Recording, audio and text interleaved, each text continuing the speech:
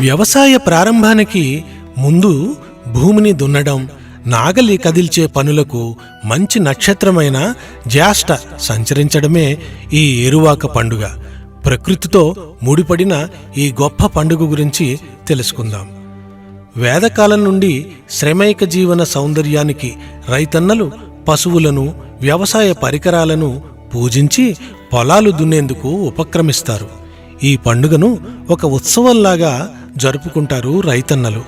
ఎద్దులను అలంకరించి ధూపదీప నైవేద్యాలు నిర్వహించి పొంగలి తయారు చేసి దానిని ఆహారంగా పెడతారు.